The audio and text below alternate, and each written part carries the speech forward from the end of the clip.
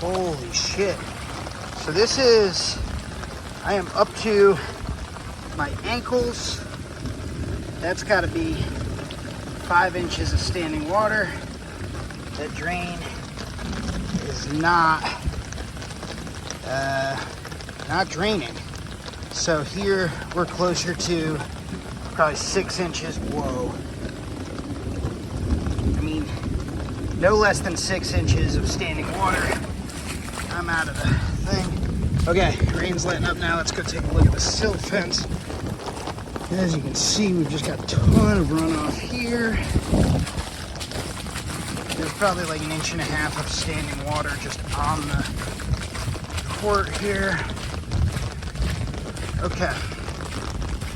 So, this silt fence originally failed on the 14th of June. It is now the 22nd of June.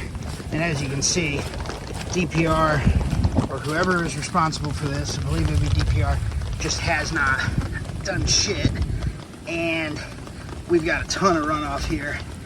And this is relevant because when DPR decided to go through with this project, they didn't pull a stormwater permit from DEQ, that's the state agency, to confirm and get approval that this project would be in compliance with the state's stormwater and erosion parameters.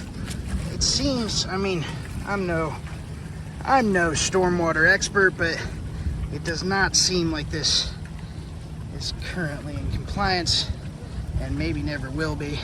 We've got the storm letting off now, and as you can see, just a ton of runoff coming off of these courts. This is like about 1 inch of standing water here, and then you just follow it down here, and it's pooling. Wow, yeah, so this is super deep again, and this is the other side of the waterfall we started with. If you look here, again, I'm at like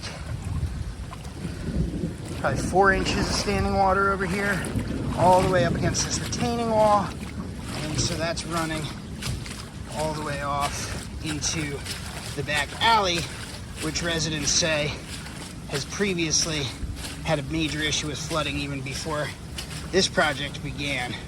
So, as you can see, that's the only drain there, and it is working overtime. One of the neighbors was out here clearing it of debris just moments ago, which is why it's running a little better now.